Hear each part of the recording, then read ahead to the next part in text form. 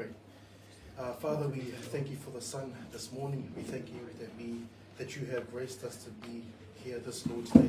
As we come before you, Lord, this Sunday, Lord, we uplift your name.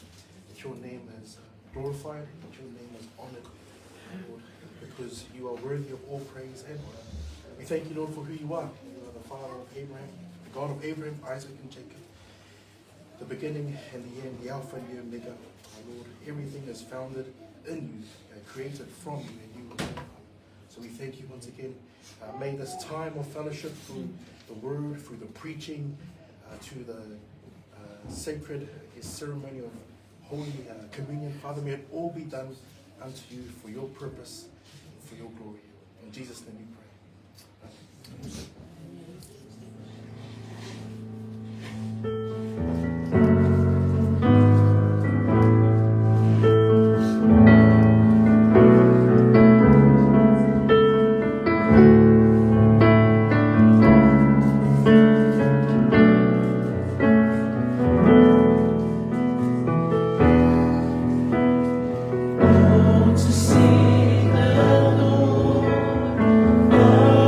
Dark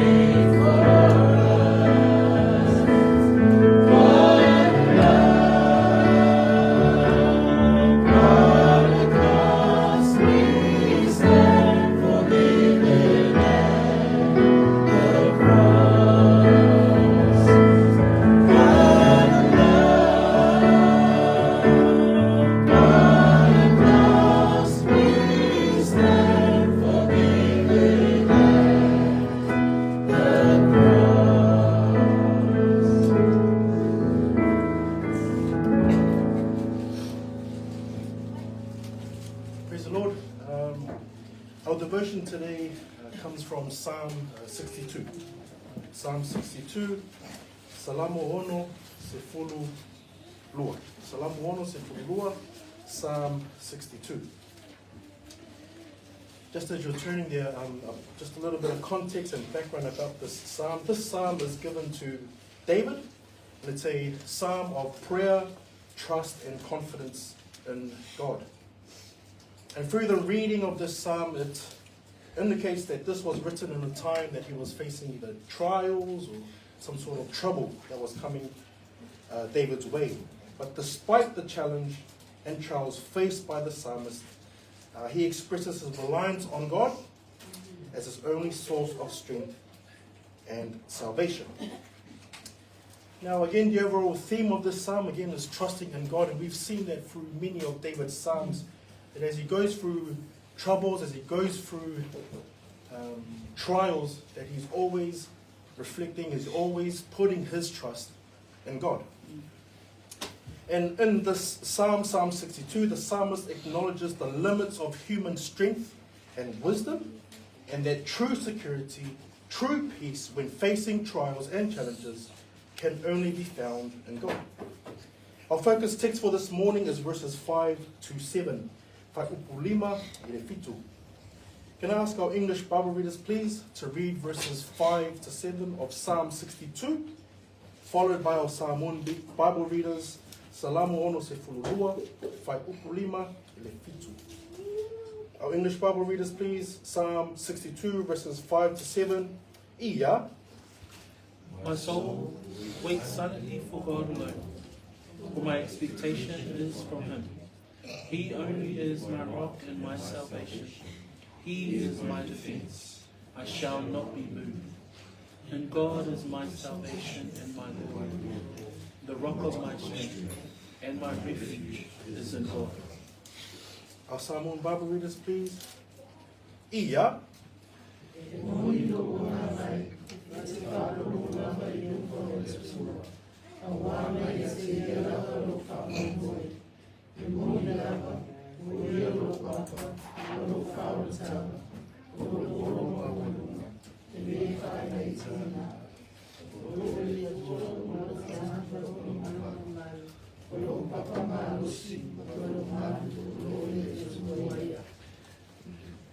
These verses show a deep loving that the psalmist had or has for the Lord, and even shows his trust that he has in the Lord, even in the face of adversity.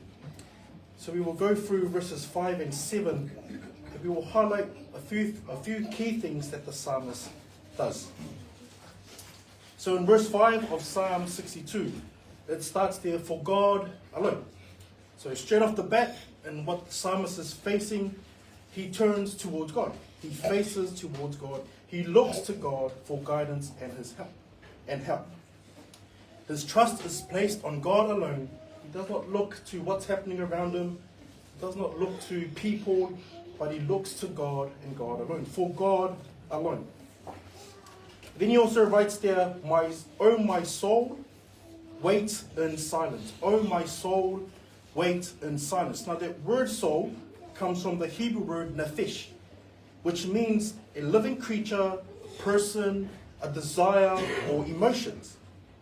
Now, in this context, the psalmist is facing some sort of trouble or trial that's coming his way, and the psalmist submits his soul to wait for God alone.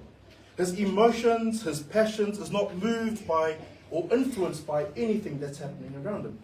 Now, the psalmist could be facing many enemies that are coming after him, or many enemies that are talking about him, and it's easy for the soul to retaliate. It's easy for the soul to seek revenge. The emotions may tend to take over. But in this psalm, in this portion of scripture, the psalmist submits his soul to God alone. His soul is waiting in silence. His soul is waiting in peace. It shows that there's trust in the Lord. It shows that his faith is in God and God alone, not around or not what's happening around him. He's facing trials, and his soul will remain steadfast in God alone. He also adds there, "My hope is in him." the psalmist declares that the ultimate source of hope is God. If there's any way out of this trial, if there's any way out of this trouble, it is found through God. My hope is in God. Despite what I'm facing, I hope in God. There is a hope, a living hope, not a dead hope. There is a living hope that's found in God. In verse 6, the psalmist portrays God as a solid foundation. He only is my rock. It paints the picture of stability and security that can only be found in God. Now again, the psalmist facing trials and troubles that are coming his way. Cool, we can be easily moved by these things. But the psalmist says, the Lord is my rock. If you think of a rock, it's bold, it's big, and it's also firm as well. You can't move it. So in terms of the psalm that we're going through, the psalmist acknowledges that God is his rock. He is stable. He is my stability. He is my security.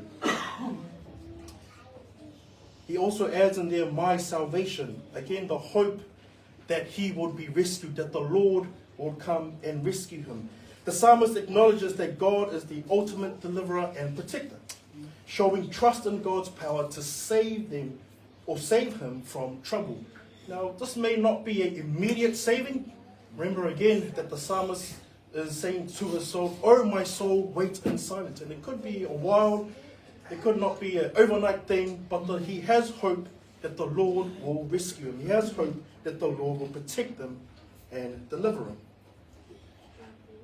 He also adds another description, my fortress. Now this image paints God as a strong barrier or a shield. If you think of a fortress back in the days, all those big castles that are made and built in solid, that protects the people inside. And this is what God is to the psalmist, that he is a fortress. He is someone who protects him, someone who keeps him. There's a sense of safety and security in God's care.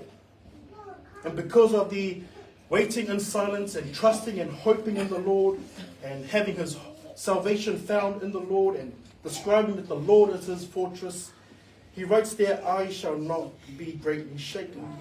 The psalmist shows confidence because his trust is in God. He will keep him steady even in the face of trials and challenges. In verse 7, which is our final verse for this morning, it reads on God rests my salvation. The psalmist reaffirms that his salvation comes from God alone. Again, it does not rely on who's going to save me. Is this person going to come and save my life? It's relied and dependent on God and God alone. My salvation rests in God. He does not rely on his own abilities or his own wisdom or his own strength in this time of trial. But he relies on God and God alone. The ability to trust or rely on God as his salvation. He reads on, and my glory. Now, this is David probably speaking, and there are many enemies facing David, probably talking about David. His reputation may be tainted. Everything that's happening around David could be talked upon, mocked, and all those things that are happening. But David says, and my glory is founded in Christ, in God alone as well. That even though this is happening, hey, my reputation may be tainted, things may be happening around me, but in God is my glory. In God I have, my reputation is in God, my honor is in God, and my dignity is found in God. Not on what's happening around him, or not what people are probably saying about him. He also writes there, my mighty rock, again reiterating and reinforcing the image of God as a strong and reliable foundation. And he ends there, my refuge is God. The psalmist finds safety and protection in God, similar to the great fortress, or that big fortress that we talked about. That God is his refuge. He trusts in God to shield him from harm. As we worship the Lord this morning, may we be reminded of a couple of things. That number one, that he alone is our firm rock. I know we have many things here in this world that we can trust in, we can rely on, but may we be reminded today that the Lord alone is our firm rock. Stability and security is found in God. Number two, that he alone is our hope. That we will trust in him and have hope, true hope. That salvation is found in Christ. And number three, that salvation is found in him. in times of trials, in times of troubles, that the Lord is our salvation. He will rescue. He will bring us out or protect us. So again, number one, that He alone is our firm rock. Number two, that He alone is our hope. And number three, that salvation is found in Him. Let us stand.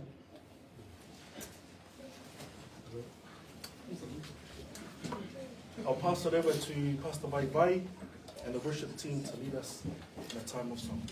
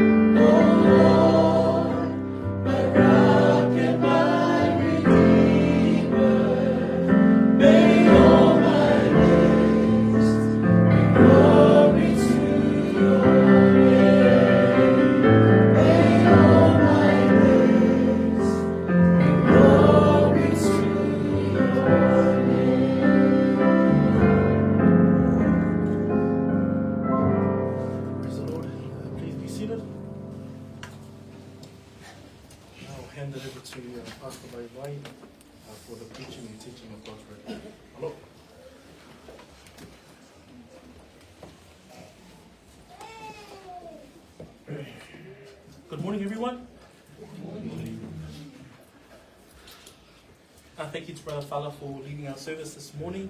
Praise the Lord that we can gather together in the worship and magnifying and the glorifying of our God's name. Tatou tsalo ia na whānau mule whatasima au ia whioma pa ia le atua le nitai au. Vi ia oilo mātou atua awai le lei lava oe o mātou au ia mai fo ile nei aso le alii mātou te whaatasi ai ina ia mātou whaafo ile vi ina i lawa fio. Whamanuia oe i lawa fionga ia le folfola ina ai lona amataina se i olo le whai ina e alatu ia Yesu la mātou te talo. Amene, ma amene. Let us turn our Bibles to 1 Corinthians chapter 15 as we carry on from the previous couple of weeks. Thank you to our brother Ronji who shared from the pulpit last Lord's Day. Today we continue in 1 Corinthians 15. Mataupu whaapea o le tofi o le toitu. Pea no tatou a oina I le mataupu le suma le lima o le mataupu e whatatau lava I le aonga o le toitu mai o le ali whaola. Ia ai o le mataupu fo ila le suma le lima o le toitu mai o e ua oti. That in chapter 15, as we've been reading over these last few weeks, it's a focus on the bodily resurrection. And what we believe as a church, how do we teach the doctrine of the resurrection here as believers, but also the insights and the learnings that we gather from what Paul is writing to the church at Corinth with regards to this very core doctrine to our Christian faith. So today we'll be looking at the next section, which is actually section 20 to 28. Today we'll focus on verses 20 to 23 as a two-part sermon series of this text. Ile nitai au se vainga mua o ni vainga se lua. Fia wha o ngā ina le whaipoe luas fulu, a ngai whaipoe luas fumartolu. Ia ai whaaipu I le aso sa a sau. Ia le mataupu le whaapea o le tofi o le toetu. I've titled the sermon The Resurrection Order, as we know from this particular chapter in all of Scripture. God has a sovereign plan clearly displayed in this particular chapter with regards to the resurrection. Tatou va'ava'ai le mataupu sefulma le lima. Olo ta'atia mai ai te tonu le mataupu lea le finangalo o le atua e whatatau la I le aoawina ma ia malamalama le mataupu e winga I le toetu. What we know in the context of Paul's letter to the church at Corinth, that as a pagan world, that the culture of the day, that this church sat within the city of Corinth, the pagan world did not believe, or the Greek philosophers of the time taught that there was no bodily resurrection, and therefore this teaching and this philosophy was starting to creep into the church. And so Paul writes chapter 15 specifically to address this very teaching and this error in teaching. And so hence the reason why he writes chapter 15. So in this two-part sermon, we'll look at verses 20 to 28.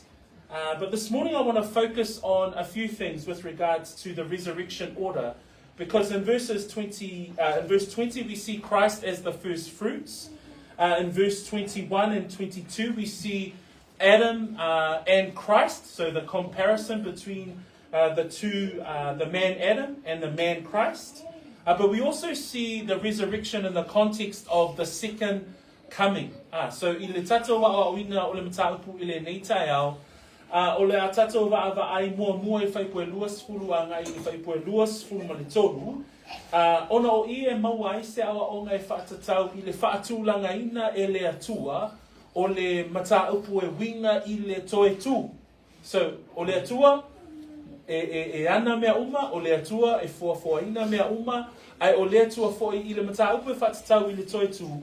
O loo iai le whaatūlanga ina e le atua I lona finangalo pa ia, o ana polkalame o loo whaatatia mai ai e whaatatau la, pe maatuli manu iai le manatu o le apostolo I le mataupu lea o le toetu.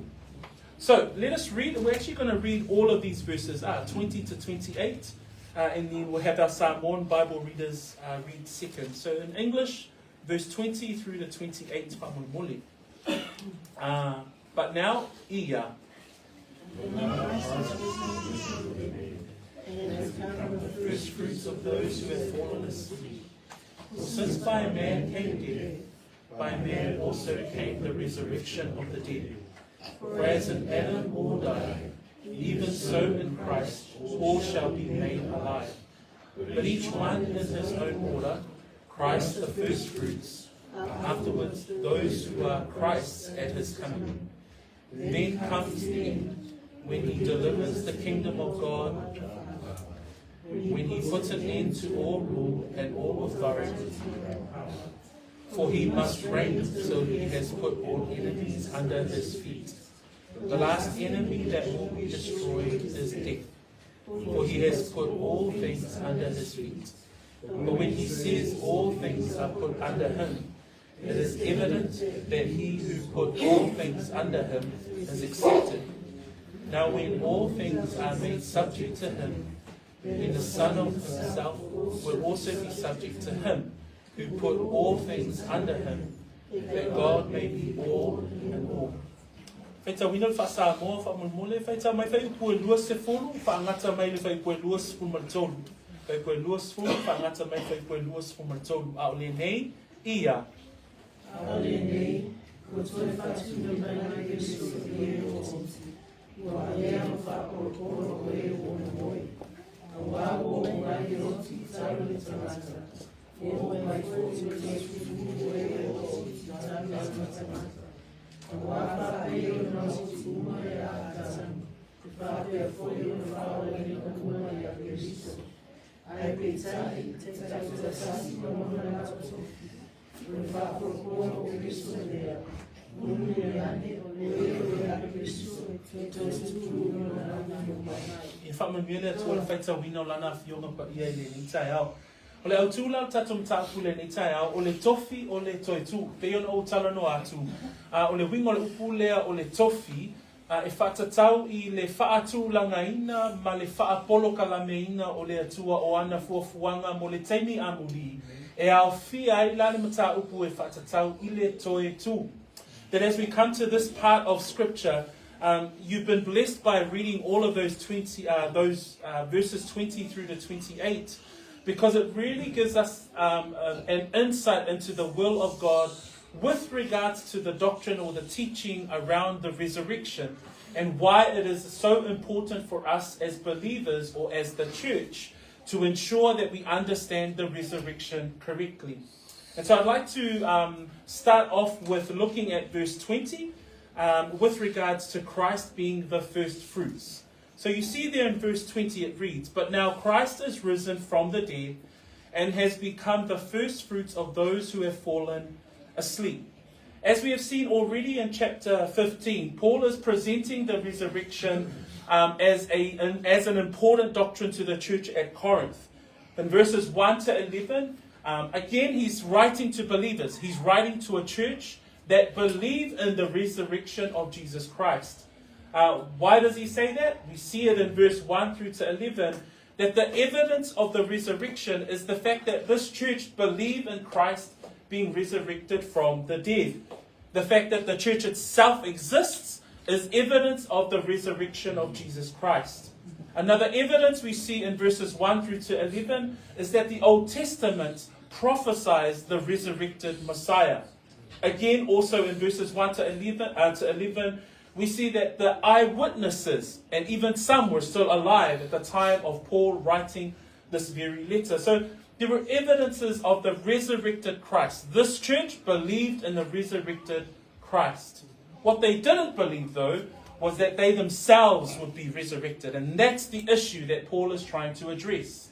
That they believed in the resurrection of Jesus Christ, but were starting to be influenced by the pagan teachings of the fact that there was no resurrection of the physical body. Sa ye whaamaoninga o le toitu. O whaamaoninga o le toitu, pe ona tātou whaitawina mai whai muamua, e o whai pasuma tasi o le ekalesia. Ono le ekalesia le tusi atua i Paulo lana tusi o le ekalesia e talitonu i le toe tu mai o Yesu Keriso. O le ekalesia e talitonu i le rii whaola o Yesu. O le whaamaninga lona lua o le o fola po upu sa whaapea o na whaapea feta e le whiangainga tuai e whaatatau i le toe tu mai o le Mesia. Ato ai foila ma whaamaninga o e na moli mauwa aia i le toe tu mai o Yesu Keriso. So o le ekalesia lea, o se ekalesia e talitonu i le toe tu mai o Yesu. So i le whaafisiringia la le talitonunga na. Ai o le mea le tusi atu ai Paulo, ua whaafisiringia ona ua ofi mai te tonu le talitonunga whaapea e le aise toe tu mai o le tangata. E le aise toe tu mai o le tino o le tangata pe a oti. So o le talitonunga la lea, lea lai mafu ai ona tusi atu e Paulo le mtau ke sumariliva. We then looked at our last sermon. We focused in on verses 12 to 19 because then Paul gave an argument. Well, if there's no resurrection, then number one, my preaching is useless. Because I'm preaching the Christ that was resurrected, and therefore that preaching, useless. He's saying your faith, useless. And therefore, the Christians are the most miserable among men. They are the most pitiable among men. And if I put some lua or if I put some leva, Safa Pea on a tuina to a Paulo se Maufa Pea, Lona winga, Afa le aise toitu, Lona winga will faleanga ina la tala ina. Will faleanga ina lo oto fa'atuatua. Lona winga, or simi lo oto malaya, ya ilato malava olo yai ile fonga in ele. So be your mafu anga na tuina to a Paulo. These were the reasons, and these were his arguments that we see that he's trying to address the issue of this error in teaching that there is no resurrection of the body. We see that in Acts 17 verse 32 that the Greek philosophers, when Paul stands on his famous sermon at the Mars Hill, Areopagus, and he preaches about the resurrected Christ, that some of the philosophers started to mock him.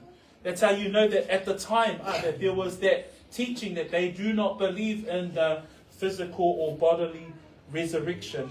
But he says here in verse 20, he says, but now Christ is risen from the dead and has become the first fruits of those who have fallen asleep. And this is the blessing and the assurance, the hope that Fala spoke about today. This is the assurance that we have, that Christ was the first fruits of those who have fallen asleep. It's the first fruits of the believer that passes away or that dies and dies from this life, but Christ is the first fruits. Atato mafo faula le whaamanuanga o lo au mai le tusia Paulo. Wha mai whai puna e luas fulu i le tai aole nei. Aole nei, wo toe whaatuina mai ke riso na ye ua hoti. Lona winga, wo toe whaatuina mai ke riso na ye woti, wa avea ma whaa polo polo o e ua momoe. O le winga le upule whaapolopolo au mai le whenga tuai ma le tusia le vetiko. I le tu ina o whaapolopolo o fusi ngā saito o le sele ngā saito. Pe o nā e au mai e le ata o le upu lea o le whaapolopolo. So su e le tusi nā le vetiko lua suma tolu whaipus fulu. O lo iai le whaatonunga le atua mo le tausaminga o le sele ngā saito. O ila e whaatonu ai e le atua ina ia tu ese, pe wawai ese ia le whaapolopolo o le fusi saito, ina ia tu ina atu mo le atua. When we look at the word first fruits, and this is an Old Testament term that we may not necessarily have an idea, so we're just going to pause on this term a little bit, just to give you a glimpse as to why Paul writes that Christ is the first fruits of those who have fallen asleep. It's an Old Testament term. We see it first used in Leviticus 23, referring to sheaves or bundles of grain in the time of the harvest. So God had instructed his people that they were to take the first fruits of the wheat harvest. So they will take the first fruits of the wheat harvest and they were to offer that and consecrate that and separate that for the Lord. So when we use the term first fruits in the New Testament, it gives that picture of separation unto the Lord, or it's to be the first. The literal meaning of the Greek word there is a compound word. There's the separation, and it's to be the first or the beginning. So if you think about Paul writing the term that Christ has become the first fruits of those who have fallen asleep, talking about his resurrection, that his resurrection becomes a separation or the beginning of the resurrection of all believers to follow. So that's the blessing that we have in the doctrine of the resurrection, that because Christ has resurrected back to life, we have the blessing. He is the first fruits of our resurrection as believers. So o ila tata te maua mai wa avea ke riso mawha polo polo o e toi tutu mai. O e ua oti o ileri, o e o momoe ileri, ai toi tutu mai, ona wa iai le tangata lea na amata mea, pe o le isi winga na o le upu wha polo polo, o le tangata na mua mua. So when we think about that, Paul actually writes in Colossians 1, verse 18, he writes these words, and he is the head, talking about Christ, and he is the head of the body, the church, talking about us, who is the beginning, the firstborn from the dead, that in all things he may have the preeminence. So Paul there talking about the preeminence of Christ, that his resurrection was the first, his resurrection was the best, but it means that all of us, he's the first fruits of the resurrection of the believers when we pass, or the believers that have fallen asleep. I le matapuna mua kolose. Fa mai uko Paulo e whatatau I le toi tu mai o le Mesia, le toi tu mai o Keriso. Fa mai o le hulu foi o ia o le tino. Fa mai o le ekalesia lea. O le amatanga foi o ia. So le isi upuna e mawhaiona tu I le upu wha polo polo. O le amatanga foi o ia. Fa mai o le ulu matua o e ua oti. Ina ua whai o ia mawha asili sili. I mea malava. E o lava la I le toi tu mai na ye ua oti. So that's why Paul writes and he says to the church at Corinth that Christ is the first fruits of the resurrection. And therefore, he is the first fruits of those who have fallen asleep. What does that refer to? That refers to the death of the believer. So that's the key there. Those who have fallen asleep, Christ is the resurrection. He is the first fruits of the resurrection of those who have fallen asleep. Just a side note here too, that Christ was not necessarily the first to rise from the dead in Scripture. Remember, there was Lazarus. Remember, there were all of those who were healed and they were raised from the dead during the time of Christ. But the difference is they all died. They were raised to life, but they all died. But he is the first fruits of those who are resurrected and lives forever. Ona e senga na iei nisi o I lātou I te tono tuspa ia. Ona ele o Yesu na mua toi tu mai na ye oti to tele na toi whaatu mai e Yesu. La salo na toi tu mai na ye oti. Ai o Yesu pau lava lea o le whaapolopolo o e na oti ai toi tu mai ai le I toi maliu. E le I toi o olo na tino I le tino oti. Au le isi vaenga na toi tu mai ia ai na toi feoti lātou. So lo whaatalitali e o talitonu I le toi tu mai. Romans 8 verse 11 it reads like this: But the spirit of him who raised Jesus from the dead dwells in you. He who raised Christ from the dead will also give life to your mortal bodies through his spirit who dwells in you. Believers, that's what we believe in. That's why we believe that he who raised Christ from the dead, he also will raise us from the dead. He will give us life because of him. Le moni maua Paulo le tusina a Roma. Whamewhai pue sumatasi. Ai a whai e nofo I tutonu ia te o tole anganga o le na toe whaatu mai Yesu na ye uoti. E wha ola mai foi o tautino o ngā vale. E le na toe whaatu mai a Keriso na ye uoti. E lona anganga o lo nofo I tutonu ia te o tau. O le wha mautu wino le mau I le neitai ao e kalesia, e toe tutu I tātou na ye uoti. Aisea, o le na toe wha atuina mai ke riso, o ia fo'i e toe wha aolaina I tātou po o tātou tino au na vale, pe a o I le toe a fio mai, o lo tātou wadi'i wha aola. So the first part that we wanted to look at today with regards to the resurrection order, that Christ is the first fruits. Pea tātou wa'ai I le whaatulangaina, po le tofi o le toe tū, o ia ke riso, le mesia, o ia o le whaapolopolo, o ia o le amatanga, o ia o le na amatania, le toe tū mai na ye woti. So vi iai le atua. The second part I want to talk about today is found in verse 21 and 22, and it talks about the man Adam compared to the man Christ. So we read that in verses 21 and 22, and it reads, "For since by man came death, by man also came the resurrection of the dead. For as in Adam all die, even so in Christ all shall be made alive." Here Paul compares Adam, the first man, and Christ, the second man. Adam, the man in the flesh, and Christ, the man of the spirit. And so we see in Romans 5, if we can turn our books to Romans 5, and we're just going to talk about this comparison that Paul writes about here in the book of 1 Corinthians. And it says there in verse 12, if we can all read verse 12, Romans 5 verse 12, "Therefore, ia," in English, ia, "Therefore, just as one man sinned into the world, even through sin, and thus death through to all men, because all sinned."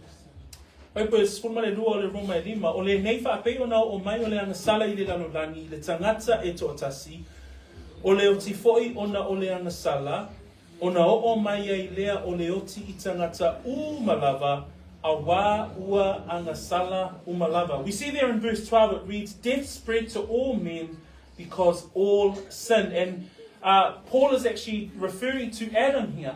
When he says there in verse 12, "Therefore, just as through one man sin entered the world." So it's talking about the fall of man, the original sin. When Adam sinned in the Garden of Eden, what we see here, Paul is referencing that. He says there, just as through one man sin entered the world, and death through sin, and thus death is spread to all men, because all have sinned. So because of the first Adam, sin entered the world, and we all die because of death. Death here in its definition comes from the Greek word thanatos. And thanatos means a separation of the body and soul, by which life on earth has ended. And there's an implication there with regards of the idea of one in misery and hell. So this death here is not the death of a believer, but the death of one who ends up in hell. And so death has spread to all men. The death of Adam, the death of the first man, because of his sin, death has entered, and all of us have been impacted because of his sin. Whamaina Romana I lima whai pasuma lua whatatau le anga sala a atamu. O lo tala noa mai ai paulo whamai. Whapei ona o mai o le anga sala I le lalolangi, I le tangata e toa tasi. O ai le tangata lea, o a tamu. Sao, o le oti foi, ona o le anga sala, ona o mai ai lea o le oti I tangata uma lava. If you look further down in verse 15, it says there, but if by the one man's offense many died, much more the grace of God and the gift by the grace of the one man, Jesus Christ, abounded to many. In verse 15, it refers to Adam's trespass as one man's offense. In verse 16, it refers to Adam's offense as one man's offense resulted in condemnation. So one man's offense, many died. Other words, Adam's offense, many died. In verse 16 it says, through Adam's offense, it resulted in condemnation. So if you think about the one man, or the original sin of the man Adam, it brought death, it brought sin, it brought death, and resulted in condemnation. Atato mafofau le angasala atamu. Ilimtapu lava leo le Roma lima. For my fepue lima. For my uoti le toatele. Ile angasala ale toatasi. For my fepue sfuma le ono na lalo ifo. For my awa o ile angasala etasi. Le faasala. For my eo oai le sala. So atato mafofau ile angasala atamu. Ele ngata he o mayai le oti. Ai fa mai ole fa asala foi wo o mai le sala ole pe ole ata le ole atamu le o tala no mai ai Paulo ile tusi fai tau le nita yao wo o mai le oti talu le tangata wo o mai foi la le toi tutu ye oti talu le tangata. So when Paul writes in verse 21 this morning, and he says, for since by man came death, he's referring to Adam's original sin. And therefore all of us, it says death spread to all men because all have sinned. But if you look at the text this morning, it says there in verse 21, for since by man came death, but by man also came the resurrection of the dead. Who's this man? This is Christ the man. Christ himself, Christ in human form, Christ the second person of the Trinity, Christ who came in the flesh and who died and was buried and rose again. That's the man here that Paul is referring to. By that man also came the resurrection of the dead. Verse 22, for as in Adam all died, all of us, we suffered because of Adam's sin. But it says there, even so in Christ, all shall be made alive. So the second man is Jesus Christ. Christ in human form. And because of Christ, all who are in him will have life. And this is the difference here. Because the all there doesn't talk about everybody. And there's a teaching that's around there that's called universalism. Where people say, yeah, it doesn't matter what you do. It doesn't matter what religion you belong to. We all end up in heaven. God will love us all at the end. So that's error as well. That's a false teaching as well. The Bible clearly teaches us that in this verse here, what it says there in verse 22, it says, for as in Adam all die, even so in Christ all shall be made alive. So it's not referring to everybody. It's referring to those who are in Christ. All shall be made alive. That's the key word there. It's those who are in Christ. E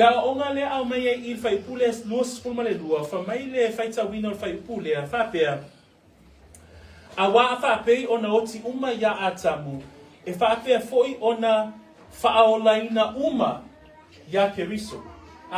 Ole mea ina ia tātou mai tawina e le whaolaina uma tangata. E oti uma tangata ona ole anasala. E le whaolaina uma tangata na o e o loo ya keriso. Na nefa mai whai unga whai pue lua suma le lua. E whapea foi ona whaolaina uma ya keriso. So usama tu whawhini, e kale si o, mta upu e winga le toi tū. A tatou tilo mawava ai le tofi o le toi tū. O le tofi o le toi tū, o le whapolopolo o Yesu Keriso. O le amatanga o Yesu Keriso. O i tātou la, e toi tutu i tātou, pe a whai o loo iai i tātou ya Keriso.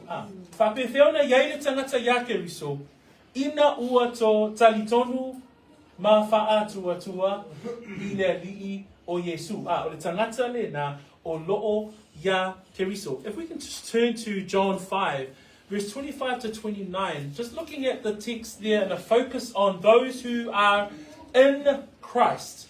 And this is the words of Christ. And we're going to read verse 25 through to verse 29. And these are the words of Jesus. Most assuredly I say to you, the hour is coming, and now is, when the dead will hear the voice of the Son of God, and those who hear will live.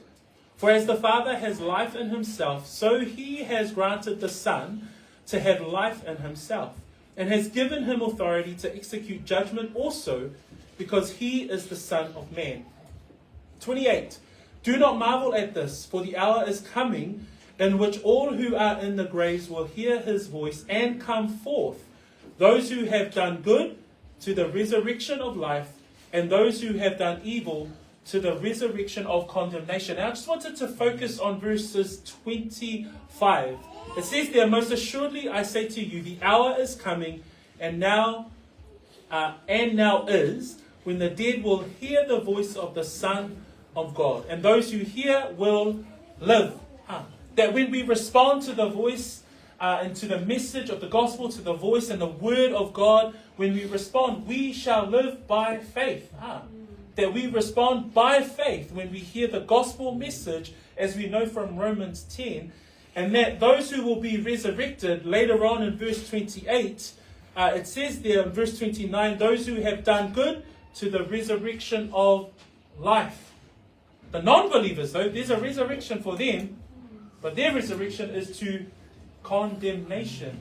But our focus today is on the first fruits of Christ, the first fruits of the resurrection of Christ, in which we as believers, if we pass away before Christ's return, we will be resurrected in bodily form because of him, because we take heed to his voice.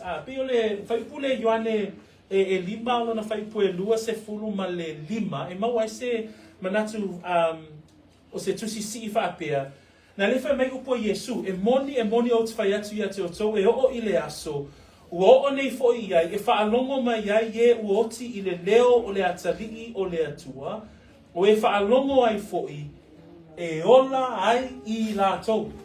Manatua lefa mai Paulo, o le whaapolpolo ke riso o e o ia ke riso. So o e ua whaolaina. Le lefa mai Yesu I le whaiupu lea, fa mai o e whaalongo I lo uleo, fa mai e ola I lātou. Nā lai tangtanga I fo I lalo whaipu e luas fo maleiva, fa mai o e nā mio le lei, e toi tutu I le ola. So o e nā mio le lei, o I lātou o e na whaatua, o I lātou o e na whaalongolongo, I le leo o le whaaola, o e na talia, le whiau, o le tala, le lei, o I lātou nā, e toi tutu mai I le ola. That when we think about those who are in Christ, those who hear the voice of Christ, those who hear the voice of the Messiah, those who hear the voice of the message of the gospel, Jesus says they will live. And it's them who will be resurrected to life, not to condemnation. Praise the Lord. And so, and the church here at Corinth, we actually know that they are in Christ, because Paul says right at the beginning in 1 Corinthians chapter 1 verse 30, he says, but of him you are in Christ Jesus. So this church was a believing church. But we just know that for 14 chapters worth, they were a bad behaving church. Right? But for the majority of the time, Paul is saying you are in Christ. Your behavior doesn't seem like you're in Christ. But with regards to this doctrine, you will be resurrected because you are in Christ. And so even the Apostle Peter refers to it in 1 Peter chapter 3, verse 18, that we will be made alive in the Spirit. It's talking about the resurrection of the believer. So le neitaia, o lo whaamautuina lava le mau o e o ia keriso. O keriso o ia o le whaapolopolo. O a tamu, na o mai le oti, na o mai le angasala, o na o mai le o le oti. A o keriso, o mai le ola. Le lai whai mai le whai upule na e luas fulma le lua o le tato mata upu. Whapei o na o mai o le oti, uma ia a tamu, e whapea foi o na whaolaina, uma ia keriso. The final point I want to talk about today is found in verse 23, and we'll stop here for part 1, because in verse 23, Paul then starts to look towards the future program of God. He points towards what is about to come with regards to Christ's second coming, and how the resurrection fits into that wider picture, into the broader picture of God's sovereign program. A tatou mawhauwhau i le tofi o le toitu, i le polkalame a le atua i aso amuli po o teimi o le lumanai, e au mai ai le mataupu lea i whaipu e luas fulu anga i whaipu e luas fulu male balu, o le toitu, o e iai le tofinga o le toitu i totono o polkalame o aso amuli. That when we think about the resurrection actually is part of God's program of the future events. And it's wonderful to see that in these verses. And I just wanted to unpack to verse 23 for us to sort of segue into next week's second part of this sermon. But verse 23 reads like this. So after he explains in verse 20 that Christ is the first fruits, he then goes into verse 21 and 22 that Christ, we are made alive, all who are in Christ, not everybody, just those who are in Christ will be made alive. And then in verse 23, he says, but each one in his own order. Christ, the first fruits, afterward, those who are Christ's at his coming. So we see here that the resurrection, there is a part of God's future program, God's future prophetic program, where we see the resurrection play an important part. And so therefore he's saying to the church at Corinth, if you don't believe in the resurrection, then that means the future prophetic program that God has in play, you will not understand. And the church today, we also need to understand that the resurrection plays an absolute important part. Not only that we believe in the resurrection of Jesus Christ, but that we too believe in the resurrection of those who sleep in Christ. Ole hawa onga o le toitu, e au ina ia tatou talitonu na toitu mai ke riso, anene? Ai au fo'ila ina ia e talitonu, e toitu mai ila tau oe na oti o i leri. Aisea, o le mtaupu le toitu, o lo i totonu, o lo i yaile tofi o le mtaupu le toitu, i le polo kalame whai a le atua. So we read that here, and he says, but each one in his own order, Christ the first fruits. So Paul writes of the resurrection as part of God's future program. The word order there comes from the Greek word tagma, and it literally means to be arranged or to be placed in order. And it's a military term. So Paul is saying there is an order that God has, and part of that order is the resurrection. So without it, God's program doesn't fall into place. So we as believers have to be absolutely sure that we understand this doctrine of resurrection, that we believe Christ is resurrected, that we too believe that one day we too will be resurrected if we pass before he returns. So there is an order. It says, but each one in his own order, Christ the first fruits, and afterward those who are Christ's at his coming. So that's where John records the words of Christ that we had read earlier on, and where Christ was saying there in verse 29 that there will be those who will be resurrected to life, those who have done good to the resurrection of life, and those who have done evil to the resurrection of condemnation. And for us to take a little bit of a look into the resurrection of the believer, let's turn to 1 Thessalonians chapter 4. 1 Thessalonians chapter 4. And I'm going to read from verse 14, but we'll read up to verse 16. And Paul says this to the believers at Thessalonica. For if we believe that Jesus died and rose again, even so God will bring with him those who sleep in Jesus. Again, talking about the death of the believer. Verse 15. For this we say to you by the word of the Lord, that we who are alive and remain until the coming of the Lord will by no means precede those who are asleep. Again, the death of the believer. Verse 16. For the Lord himself will descend from heaven with a shout, with the voice of an archangel, and with the trumpet of God, and the dead in Christ will rise first. The hope of the believer. That God's future program, his prophetic program, has the resurrection at its core. It plays a massive part with regards to the second coming of Messiah. That when we think about the return of Christ, that when we think about the hope of the believer, the resurrection plays an absolutely important part. A tātou mawhauwhau I le hao o wina o le mta upo le toi tū. E ai tātou I le teimi e whaanga solo ai porkalame a le atua I aso amuli. Lela wha mei e whai pue lua suma tolu. Ai peitai e tai to tasi malona lava tofi. Whaamtalaina le upu tofi le upu eleni. O lo iai le whaawasenga ina e le atua. O ana porkalame o le a fuafuaina mo le lumanai. O le toi tūla o le tangata talitonu. O lo iai te tonu o le whaanga soloina o le porkalame lea. Lele wha mei ele mua te salonia mta koe wha. Wha mei whai puna e suma le lima ma suma le ono. E whai tauina. Mātou te whai atu fo ile nei mea iate o tau ile a whionga lea li I. O I tātou o e ola matutoi pe a whio mai lea li I. Tātou te le mua I e o momoe. A wae a whio ifo mai le langi lea li I lava. Ma le alanga, ma le leo le angelu sili. Ma le pua le atua. E mua foi o na toi tu mai.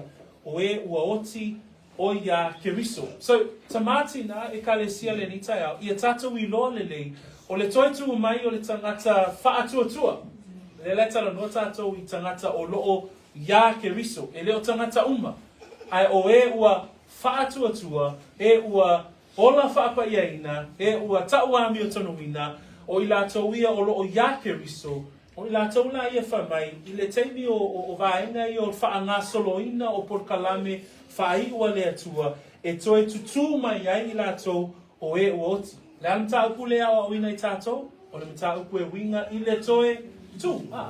So, o le atoe a whio mai la o le alii, e o ngā tutonu ai la le vaenga lea, o le toe tutu mai o e uoti o I le alii. So at Christ and the second coming and the prophetic times, as we learn about these things, we need to understand that the order of these things, Christ is the first fruits, and then it's afterwards those who are Christ's at his second coming. Again, those who are Christ's. That is the key here. It's not all. It's not everybody. There will be another resurrection. But that's the resurrection of the unbelievers. We look at Revelation verse 20, the blessing that there is at that time. Verse 6, it reads in Revelation 20, Blessed and holy is he who has part in the first resurrection. Over such the second death has no power, but they shall be priests of God and of Christ, and shall reign with him 1,000 years. When we think about God's prophetic program, the resurrection, the first resurrection of those who believe, and that we will be with God and with Christ. E iei le whamanuianga o le toi tū mai o e ua oti o le ri. O le toi tū mai o e ua talitonu ma whaatuatua.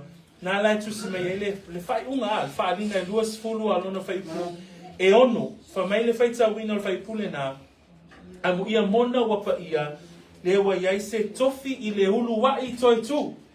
O ai la tangata na, o e oti, o loo I le ali ia. Whamai e leo o fo I le pule a le oti whaalua ia te I lātou.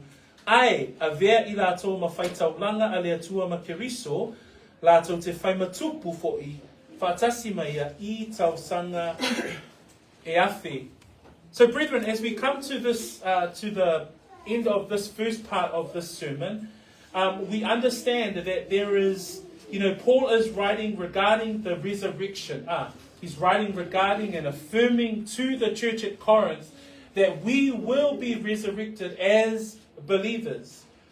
Number one, he's written that Christ is the first fruits, that he is not only the preeminence, but he also the beginning of those who will be resurrected in him. Number two, that Christ is way better than Adam. That with Adam came death, with Adam came sin and death, but through Christ we will live again. And his resurrection is part of the future and prophetic program of God in the order that we are starting to unfold here. So we'll wrap up the sermon next week. We'll bring it to a close next week. But hopefully you've been encouraged and edified through what God has already prepared for the believers. And that's the resurrection. That's the hope that we have in Christ Jesus. I tawini e whamanuia fo i lea tuelo loto. A o tātou tala no ina fo i mata upu e whaatatau i le toe tū.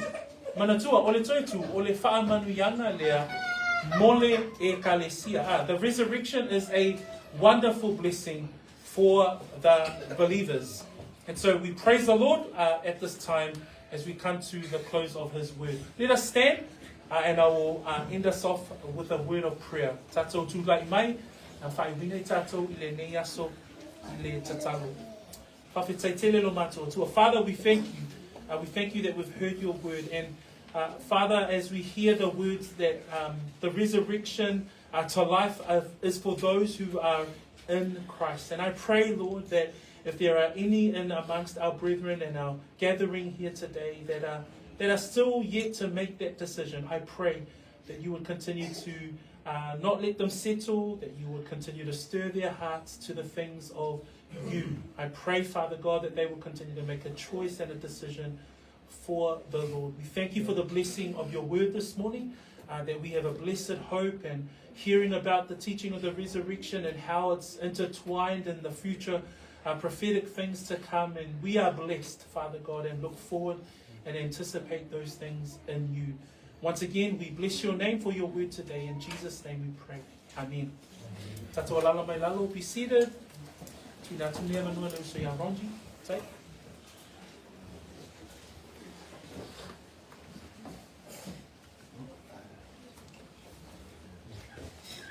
Hey everyone, turn to your neighbor and say, praise God for the resurrection. Praise God. Turn to your other neighbor and say, praise God for the word. Praise God for the word. Thanks to Fred for his sharing today and preaching from the word of the Lord. And now it's time for us to partake in communion or the Lord's table. And sometimes it sounds a bit like a broken record. We go through the same things over and over and over again. But I was talking to my brother yesterday, and we said that when we talk about the Word of God, it's nice to have meat that you can chew. It's quite a good thinking that my brother was sharing yesterday.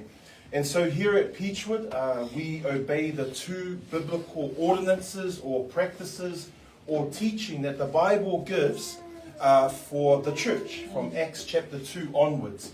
And those two ordinances or teaching are called water baptism, full immersion water baptism, and then the second is communion or the Lord's table. And when you look at all the different Bible verses that talk about communion, there's some really key teachings. And these are the things that we want to remind our church and each other every time we do communion once a month here at Peachwood. Communion points to the gospel. Fala was pointing to that. Fred was pointing to that. And so communion also always talks about focusing and remembering the death, the burial, and the resurrection of Messiah. Communion is connected to the Passover feast from the Old Testament. And so some of you might not know, but when Jesus started communion, he was the one that started it. When he started communion, it was actually during the Passover meal. And so that shows the beautiful connection between the Old and the New Testament. The bread that we take is a symbol of Jesus' body. It is without leaven. Leaven is a picture or a symbol of sin. And so because this bread has no leaven, it's a picture of our Messiah having no sin. When we talk about the cup is a picture of the blood that was shed on the cross to pay the price for our sins. I love what Fred was talking about in the resurrection, because without the resurrection, we can't have the other key teaching of communion, where we look forward to the return of our King. Because he rose again, and now he's gone home to his Father, to our Father. We look forward, and communion talks about this in the Bible, that he will come again. So that's a wonderful teaching of communion. And finally, we always remind our church that communion is only for believers, only for those who have put their faith and trust in the good news of the gospel of Jesus Christ. Communion is one of the few things in the Bible that actually has a warning. There is a punishment if you take it in an unworthy manner.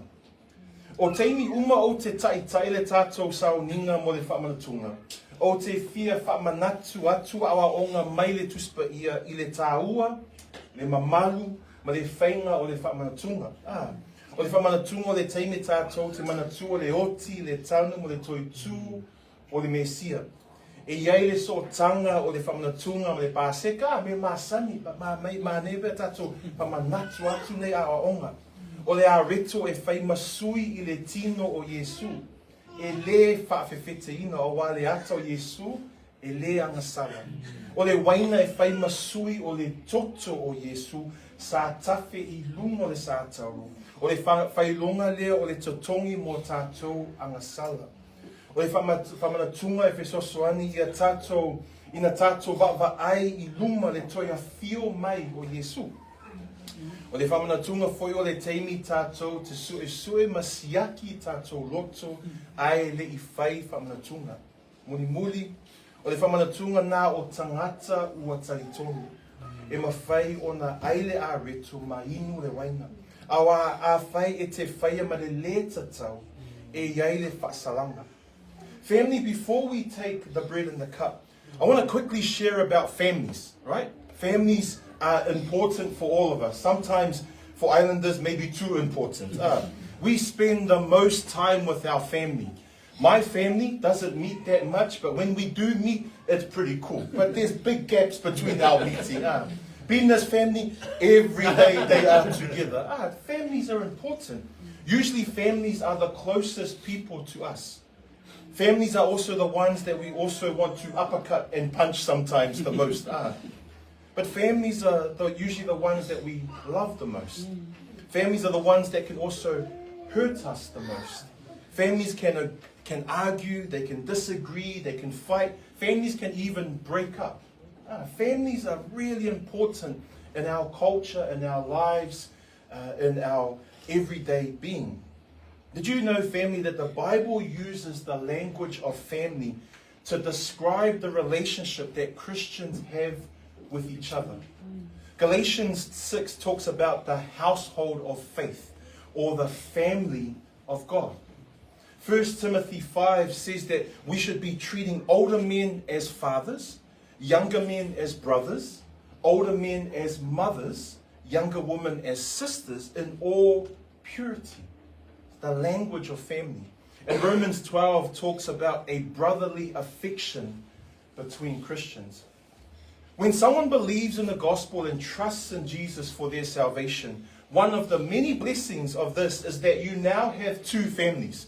Whether you want it or not, whether you like it or not, you are now part of two families. You have an earthly family, your relatives, your blood, your in-laws. That's your earthly family.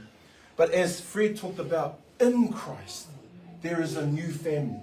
In Christ, there is a new household of believers. And whether you know it or not, you have brothers and sisters all around the world that look different from you, that have a different language from you, have a different background from you. But because we put our faith in the gospel, because we've trusted in Jesus Christ, because we're in Christ, that means that we are family in the family of God. Can I get the photo up, please? Family, today and next Sunday is what's called the International Day of Prayer for Persecuted Christians. So this Sunday, today, and next Sunday, this is where Christians all around the world in their church services are joining together to pray for persecuted and suffering Christians. Think about it. There's hundreds of millions of our family members today praying for our family members who are suffering and facing pressure. If you have your Bibles today, I just want to read one verse. And Fred, if you can read our Samoan version, please. Hebrews chapter 13, verse 3. Hebrews chapter 13, verse 3.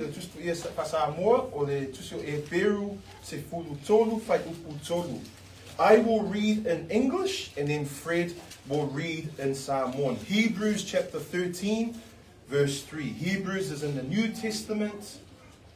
It's a wonderful book. We don't know who the author of the book is. But I'll read in English first. Hebrews 13, verse 3. Remember them. Everyone say remember. Remember. Remember them that are in bonds as bound with them, and them which suffer adversity, as being yourselves also in the body. Free? Ia manatua e ua nonoatia. Peisia I ua nonoatia o tou whaatasi mai la tou. Ia manatua fo'i e ua hanga leo naina. Awa o loo I le tino fo'i o tou. Thanks, Fred. See, family, Hebrews 13 is about the family of God. Hey, we have a physical family, now we have a spiritual family. Hebrews 13 is about the church or the body of Christ and how we relate to each other. I know sometimes we love each other, other times we just want to uppercut each other as a spiritual family, but that's the family of God. In verse 3 that Fred and I read, there is a specific instruction to remember. Everyone say remember. Remember. There is a specific call to remember Christians who are in prison and those who are suffering adversity. That word adversity, some Bibles, the NIV uses mistreated.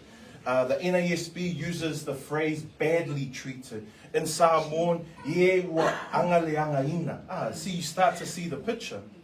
And adversity isn't talking about first world problems. It's not talking about, oh my gosh, I have a bad Wi-Fi connection. Oh my gosh, I've got an annoying boss at work.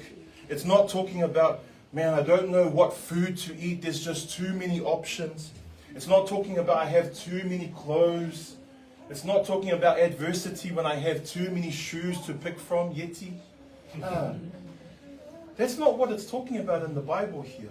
See, the word adversity is actually the same word used in Hebrews 11, verse 37. And let me read that out for you. Hebrews 11:37 says, they were stoned, they were sawn asunder, were tempted, were slain with the sword.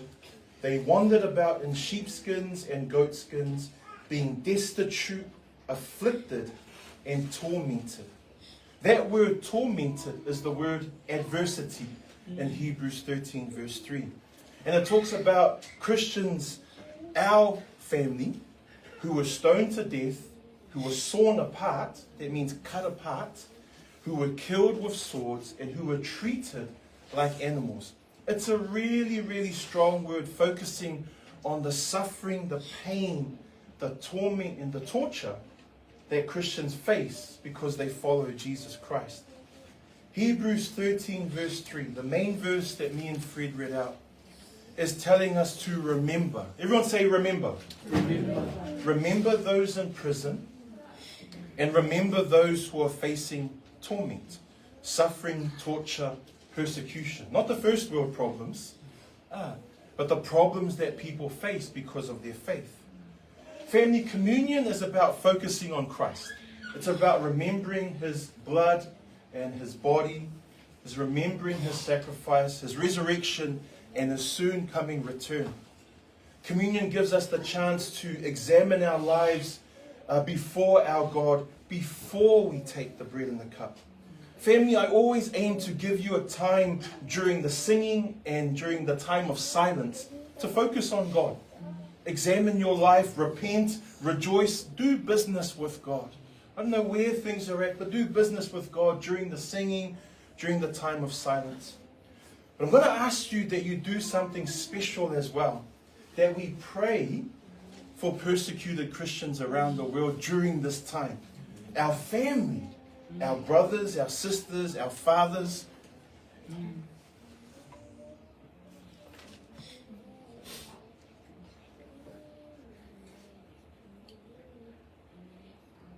our mothers in Christ. In this time of singing, in this time of silence, focus on Christ. That's your priority. Focus on Christ. But please, if you have the time, pray for our family that's facing adversity. That true adversity. During this communion, doing this kind of prayer and communion is actually really, really beautiful. Why? Because one of the things that connects and brings Christians together all around the world is communion. It's because we join with other brothers and sisters around the world that are doing the same thing that we're doing today. And it gives us a chance to remember those who are taking communion in places with such suffering and adversity. Can I get the next one, please, Dee? So here's some things that you might want to pray for during that time of singing as you focus on God and maybe have a bit of time. Pray for persecuted Christians around the world that they would remain strong, courageous, because persecution is promised. It's not going to go. Maybe pray for the ministries that are helping out, but also pray for us in the West, because we face pressure as well because of following Jesus. Because persecution is for everyone who wants to follow Christ.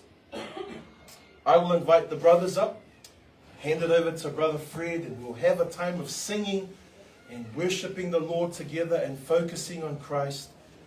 But once we've distributed the bread and the cup, I'll give you that time of silence. Just examine your life before the Lord. Do business with Him. And maybe think about our family.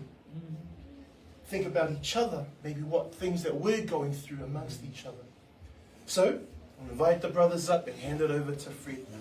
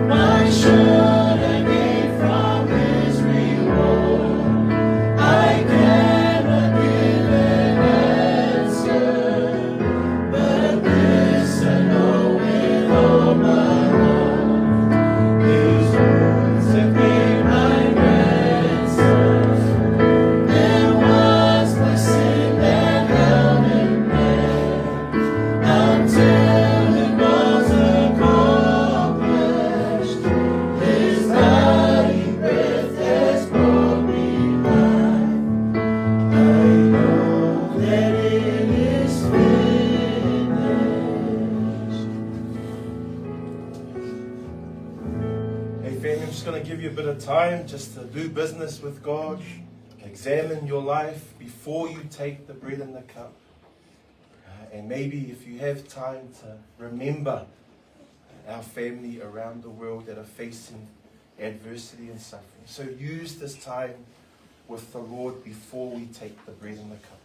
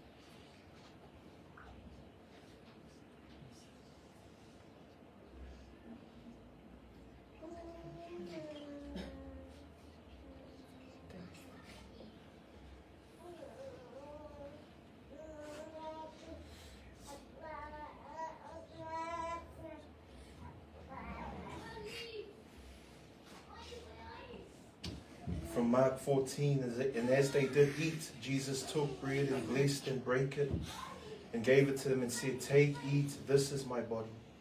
And he took the cup, and when he had given thanks, he gave it to them, and they all drank of it. And he said unto them, "This is my blood of the New Testament, which is shed for you.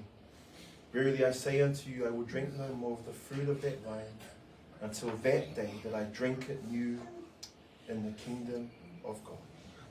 Church family, let's join together in the taking of the bread and the cup today as the body of Christ in Jesus' name.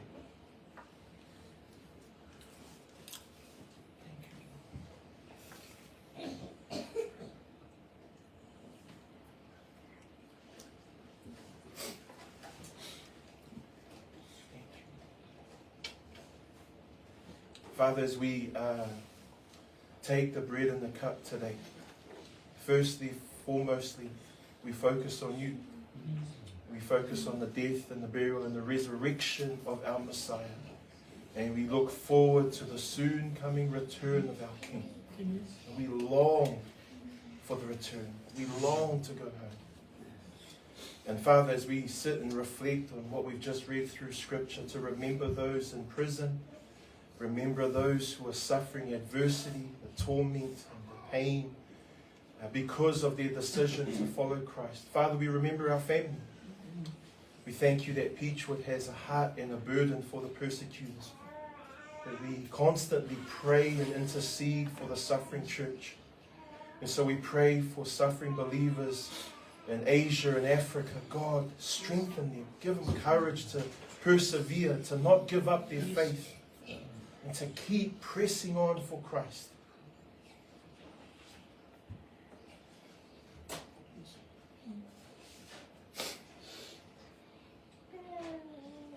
No matter the cost. Lord, we pray for the ministries that are working in this space. Would you bless them and let them be run by your grace according to your will. And we pray for us in the West. We face our own pressure, not the first world problems that are in the world, but we face pressure because we follow Christ here, because we stand for truth and contend for the biblical worldview. And help us to not give up, to persevere, to continue, to contend, regardless of the cost. And Father, we praise you for our family. This is the family that you've brought us into. We have the earthly family, and now we have the spiritual family. And our desire is to serve both for your glory, for your kingdom, for your gospel. And it's in Jesus' name that we pray. Amen. Awesome. Thanks, church. I hand it back to Fala.